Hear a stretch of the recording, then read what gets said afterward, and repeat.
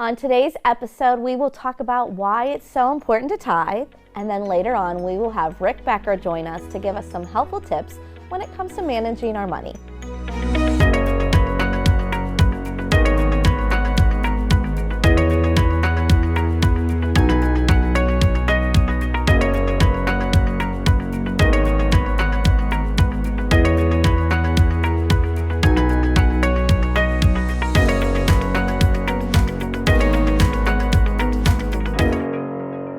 Before we get into today's question, I have a little something to share with you. I know this episode will air sometime after the new year, but it's never too late to try something new. I just usually do this at the end of the year, moving into our new year. God and I are big on words. Like, He will just give me one word or a phrase, and it will play over and over in my head until I see and understand what He wants to do with that word. Maybe it's a word in a song, or maybe it's a word that He just places in my spirit. Maybe it's a word that just jumps off the pages of a book that I'm reading.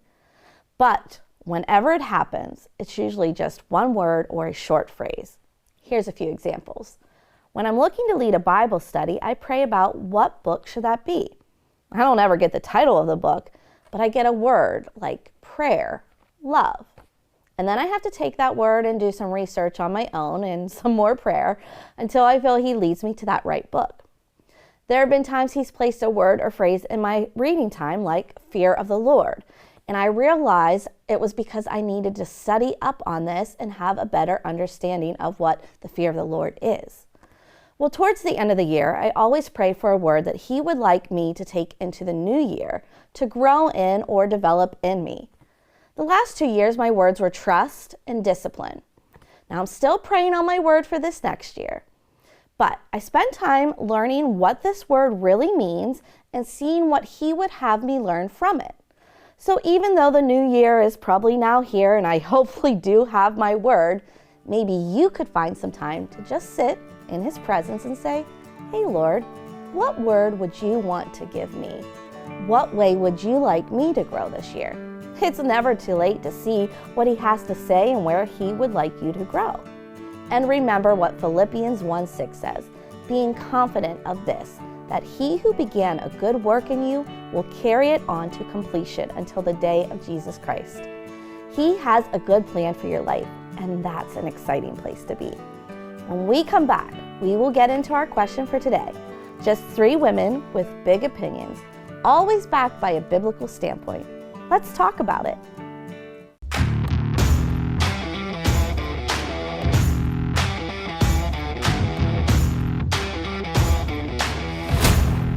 Impact Productions, a multi-layer technology company providing on-site, online, and in-studio video services.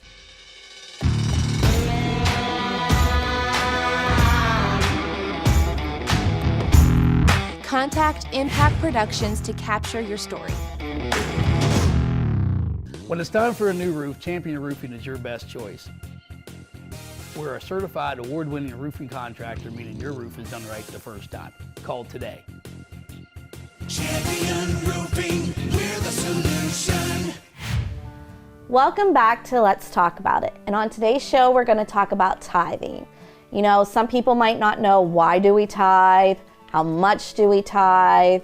And all the reasons behind it. We know the Bible tells us to, and I just want us to let our viewers know why we do this and what it looks like. So Arlene, what do you think about the tithing process? The whole money thing for me, it's always made me nervous. I'm just like, I wish we didn't have to have it, I wish we didn't have to deal with it. I had to find peace and joy. Those 2 things in my life when I was dealing with money. And when I say peace and joy, I mean in giving and receiving and giving extra and knowing when I need to wait. And it really encompasses a lot. It does. And you work in church finance. Yes. As do I. Mm-hmm.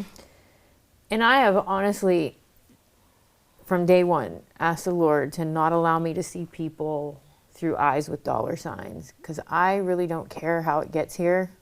I just need it to be here. And he has been faithful with me on that.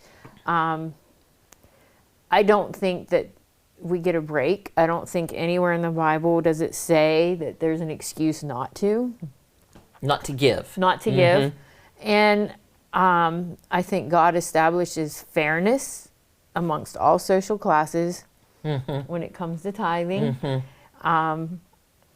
You know, way back in the Old Testament, if you didn't have a ram and you didn't have a goat and you didn't have a sheep, then you brought your 2 pigeons. That's right. That's right. Because it's equal sacrifice. That's right. Equal sacrifice. And when I read that, that really made my heart grow, because God is allowing everybody, no matter what, you are able to worship him with your belongings. He provides a way. He provides a way. Every time. As long as it's equal sacrifice. And that was important to me to see that. It was important for me to do my job here and learn that concept, that it doesn't matter if it's the most wealthy person in the church that gave a big hunk or the widow's mite. It didn't matter to me. I just needed it to be here. And God's the one that takes care of the equal sacrifice, and he takes care of the person who doesn't give, not me. Well, and I think as human beings, particularly Americans, if we say, oh, I don't have enough to give, or I can't give that, even that 10%, we frequently have gotten ourselves in a position where we can't do it. I know people who make what we would consider very little money, who live fine because they don't live above their means. They live only in what they make. And I think we, especially with comparisons, we tend to think, oh, but I really want that house. I really want that car. I really want that new outfit. And we will go into debt for it and leave the church last, leave God last. Right. And I feel if you can't make it on 90%, you're probably not going to make it on 100% either. Because that 10% is not going to make as much difference as you Teresa, think. that's really big. That's really big. Yeah. If you can't live on 90%, you've got a problem. Right. You know, I looked up a statistic I was kind of surprised at. It says around 1/4 of every congregation tithes. 1/4. Yeah. That's a very small amount. Yeah. Yeah. Why do you think would be some of the reasons that people aren't tithing? Tithing is a couple of things. It's definitely an act of faith, Yeah. but it's also an act of worship. And discipline. And discipline. Faith, worship, discipline. Yes. Absolutely. And this analogy was given to me years ago, a closed fist. You can hold on to it and nothing's coming out, but nothing's getting in it either. That was huge for me. Because if I open my hand, and my dog's across the room, and I open my hand, I don't have to say a word. That dog comes running to my open hand. And that whole analogy is so big to me. Even the thinking, if I was Teresa and I had her job, oh, I'd give. I would give. No. And years ago, I think this was like 29 years ago. We lived out in the desert, California. We had just moved there. John was in the Marines. I didn't have a job yet. I had to take a test to get my x-ray tech license for the state of California. I had no money, guys, like no money. We got paid. We paid our rent, this, that, and the other. We're on our way to church. I had exactly 10%, exactly. And it wasn't that much money. Was not much money. We got to church. I gave it up. I gave every ounce of it up. And that wasn't the norm for me. I'm not Teresa the Saint. I worry about things too. But I gave it up, not even knowing what was going to happen for the next 2 weeks. And it just so happened my neighbors across the street knew that we were like in a pinch. And we didn't know it, but my neighbor was also a Marine, and he worked in administrative. And they owed us a bunch of money for our move, and it was far more than I ever expected. And the very next day, they brought a check over to my house that saw me through for the next 2 weeks. And I was like, I knew that it was because I had opened up that hand and let that money go. And when I opened up my hand, it allowed that other money to come back. I don't think you said, you know, we pay our rent, we pay our utilities, we make those things priorities. We don't make giving a priority. Yeah. And I don't know how to teach that to people because it's a heart thing. Yeah. It's a is. heart issue. Yeah. And we all had to come to that place. That's I right. Had to come That's to that exactly place. right. It wasn't like the day after I gave my heart to the Lord that I was ready to give up that kind of thing. It was a process. And I can't say that I've had it correct for 30 years. Absolutely. I can't say that I've got it right every time. Right. I have to reteach myself every so often. Yeah. Teresa, what are you doing? Yeah. What are you doing? Same. Yeah.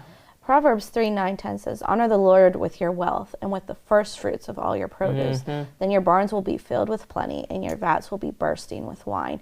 And when I am faithful in my tithing, I've seen God, you know, come through in so many ways, just like Teresa shared her story. You know, there are times when I'm not sure how this is going to work, and then, you know, this unexpected blessing occurs. And I know that to be true, but then when it gets tight again, you start to worry. Absolutely. Like, how am I going to pay this bill? And how am I going to, and I know that worry and that fear that can sit there, and it's something you got to fight and battle. And it is a hard thing that you have to do. One thing I wanted to talk about is the difference between a tithe and a gift real quick, because there is a difference. The tithe is, you know, the 10% that we talk about or above, you know, you can give more obviously than the 10%, but that is our first fruit. That's, you know, it's your regular offering. Our regular offering. A gift then is something that we choose to do above and beyond that. And I want people to understand that, like, when maybe you say, well, I gave to the Joyce Meyer ministry,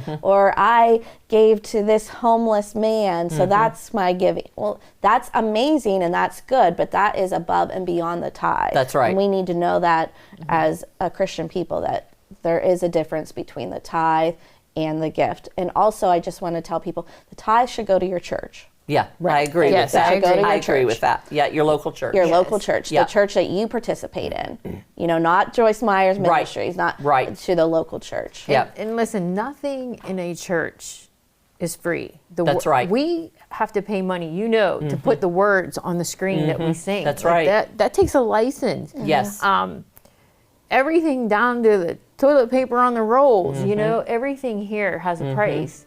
So it takes a lot of money just to hold one Sunday service. Right. It takes money. Well, and our churches give to missionaries. Yes. It is important to remember, yes, we have the regular weekly stuff, but we help people around the world Absolutely. hear about Jesus, whatever that looks like for them Yes. in their ministry. So I want you to know, tithing is a biblical principle. We are to do it even in the hard times, and you will be blessed. I promise you, you will be blessed as you do tithe, because it's already God's and He can do so much with it. When we come back, we will have our guest for the day. When it's time for a new roof, Champion Roofing is your best choice. We're a certified award-winning roofing contractor, meaning your roof is done right the first time. Call today. Champion Roofing, we're the solution. This segment is brought to you by Harry's Construction, whose motto is, if you can dream it, we can create it.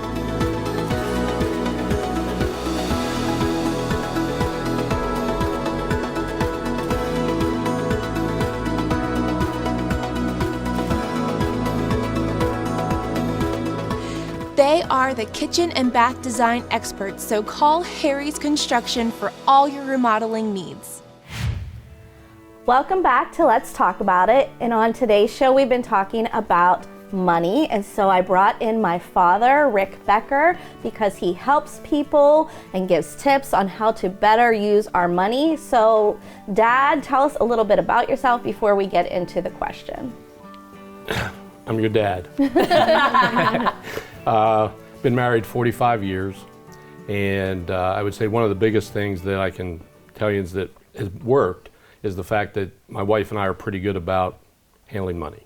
Yes. Okay, that we are in agreement about saving, and that's important to be in agreement. it for is. Sure. It is. Okay.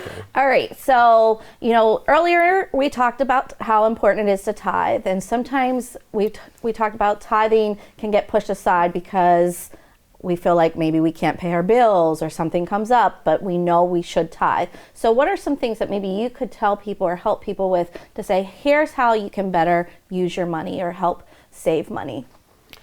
Well,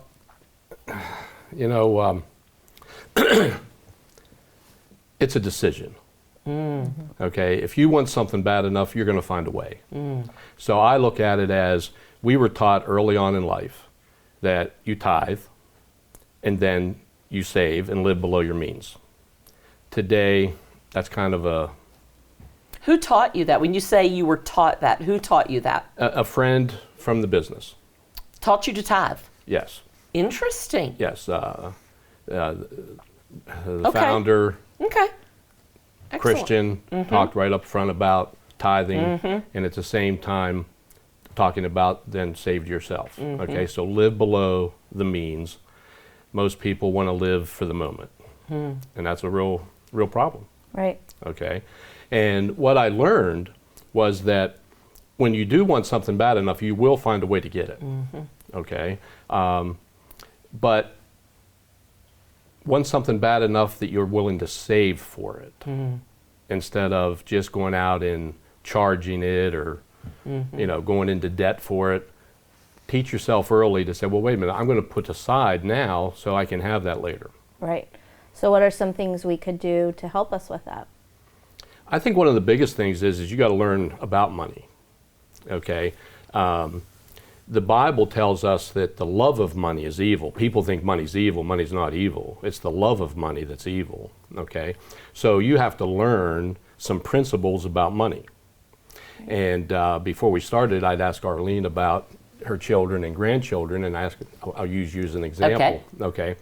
Because they give Albert Einstein credit for this, but they don't have real proof that he's the one that said it. But it sounds good, so we'll give Albert Einstein the credit for it, is that the most powerful force in America is compound interest. So it's called the Rule of 72, and they want to believe that Albert Einstein is actually the inventor of, or figured it out, the Rule of 72. Okay? So I find that if you can learn how money works, then you start wanting to save money. Okay? So Arlene, your youngest granddaughter's 4. Finley? Yes, correct. Okay. So I'm guessing that you love her. I do. Okay. And being she's 4 years old, do you think that she's going to have a good retirement with Social Security? I expect not. Right. So, and what most people are planning on their Social Security. That is correct. Okay. And here's a point for you. Social Security was never meant to be your retirement. It was to supplement retirement. But most companies don't offer 401ks in retirement anymore, so you have to start doing it yourself, or you're going to wake up one day wondering, why can't I retire? Okay. So I'm saying is it takes very little if you understand it early. Okay. So let's say that you wanted to take care of Finley's retirement. Okay. So I'm going to teach you something that tells you how money works. Okay, so if you want to know how long you have to let your money sit someplace until it doubles, you need to know the Rule of 72. Okay, so right now banks might be, because of higher interest, maybe they're paying 3%. Okay, I don't shop at a bank, so I don't know. But let's say 3%. So let's take $500, go down to the bank, put $500 away for Finley. And you say to them, now they're paying you 3%, and you look at the teller and say, could you tell me how long will that money sit here until it's 1,000? and they'll get glassy-eyed. They have no clue. They have no clue, okay? It's not a secret. It's called the rule of 72. You divide the interest rate into 72. That's how many years it'll take to double. Really? Yeah. Okay. So at 3%, now I used it at birth, okay, but Finley's 4. So we'll have to do a little calculating here, okay? But at $500 at 3%, when she's 28, she would have 1,000, doubled, 500 started, one time. So when she's 28, she'd have 1,000. Okay. Then we go to 52, because she'd be 4. So 52, Oh, you have to 52, add to yes. 24 years, okay? Math's not much- So yes. 52, she would have 1,000 would double to 2,000. 2,000. Okay. And then at 72, add 4 years because she's 4 now. Right. 76, 76. she would have 8,000. 4, right? 4,000. Sorry. She'd have $4,000. Okay. Okay. Yeah. And she's thinking At 70. yeah, and see, and you're gone, okay? Yeah. But she goes to your graveside and she, man, Graham, what'd she call you? Mims. Mims. Oh, Mims. Thank you so much. Okay, $4,000. Yeah. That's $500 one time. Okay. Now, when we were younger, banks were pretty regularly paying 6%. Okay. So let's find out what the same money does at 6%. Okay. At 6%. Remember, she's 4. So what would happen is, at 4, you put in 500. Then every 12 years, because 6 goes into 72 12 times, so every 12 years, that money would double. Okay? Okay. So I got the lines. We'll just put in the amounts now. Okay. So 500, 1,000, 2,000, 4, 8, 16, $32,000. So when she's 76 years old, that $500 would be worth $32,000. Okay? Now, she's only 4 right now, so I can't really ask her this question. But I think when she gets a little older, I could ask her, 4,000 Right. or 32,000, Right. which would you prefer? Okay? Yeah. She would pick the 32,000. Okay? Now, you know, people save money at the banks and savings and loans and credit unions and things like that. Well, what do they do with your money? They lend it. They lend it. In fact, they'll lend it back to you Yes. in a mortgage, Yes. higher than what they're paying, right? They'll lend it to you in a credit card, way higher than what you're paying, okay? They invest some of it, okay? So let's say that they could just double the 6% and make 12. They could just double it to 12, okay? So there's 32,000 at 76, putting that $500 away. What do you think it would grow to if we doubled the interest? The 32,000. No idea. Take a guess. It won't be right or wrong. Oh, it'll be wrong. Okay, we'll make it wrong. Go Okay. ahead. Give us what your best guess is. 32,000, we doubled the interest. What would it do to the money? Double it. Double it. Okay. Now, 32, 64. 64,000. Yeah. Okay. So if you could get this across to whoever's watching this, okay, that this is not a setup. Okay. No, Okay? it's not. It's no, not a it's setup. not. Okay? No, In it's fact, not. did we not just meet? We did just meet. Okay. So I teach that principle, and I tricked you, Okay. and you fell for it. I did. Okay? As 99.9% of the people I talk to fall for it. Okay. See, I didn't ask you when the bank was paying 3 and it doubled to 6, what would that do to the money? Because the money went from 4 to 32. It didn't double. It went 8 times. Okay? But when I said to you, double the rate from 6 to 12, what would that do to the money? You went back to math. I heard the double. You heard the double. Yeah, And yeah. you went back to math and thought, well, wait, that makes sense. It doubles. Okay? That's what Albert Einstein said about compound interest being a powerful force. It doesn't work that way. So let's find out. Okay. Okay? At 12%, it would double every 6 years. Okay? So we're going to take the 500.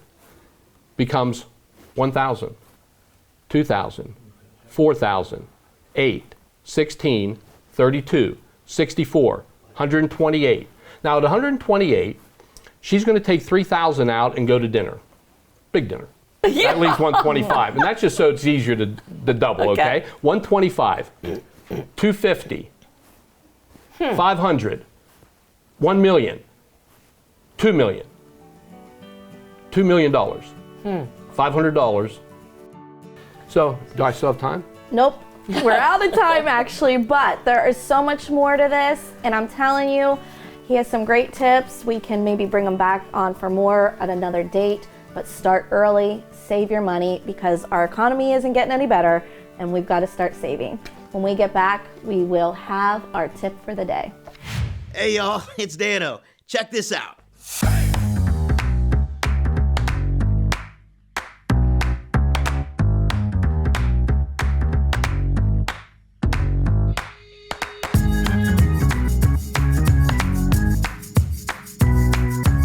Hey, we got some exciting news. Dano on the Counter, Season 2 on Fox 8 at 8 a.m. Make sure you check it out. Today's tip is to get involved with a small group, a prayer group, or a Bible study. I pray and hope that you know some of these offered either in your church or around the area. You may say, well, I just don't have time for that, or why is it important? I spend time reading the Bible. I go to church on Sundays. Well, here's why it's important to get connected to a group. One, these are smaller groups and allow you the opportunity to get to know people and open up with others in a more intimate setting. Two, depending on what your need may be at the time, hopefully there's a group out there for you, whether it be marriage, widows, singles, or a ladies group, or something else so that you can specifically lean into what your need is at that time. A third reason is it can be challenging to be discipled in a corporate setting, but small groups allow the opportunity for you to ask questions, have conversations, and allow a mature believer to mentor you. Another reason small groups are so beneficial is it allows for you to connect with like-minded believers and then do life together. You are getting to know people and see that others have questions just like you. You laugh, you cry, you grow. Eventually, as you take part in these groups, you will see that you have a few people that you can feel comfortable reaching out to when you have a question or you may need prayer. Small groups cause connection to happen when that's just not always possible on a Sunday morning. I've been part of leading or participating in a small group for many years now, and it's absolutely one of my favorite nights of the week. These nights have allowed me to connect with ladies in a way that would not have been possible otherwise. I know how important these times have been for me in my spiritual growth, and that's why today's tip is join a small group. Look within your church first. Maybe even lead one if they are open to that if none are available. If you're looking for a small group to get involved with and you can't find one, reach out to me. But we aren't trying to take you from your church.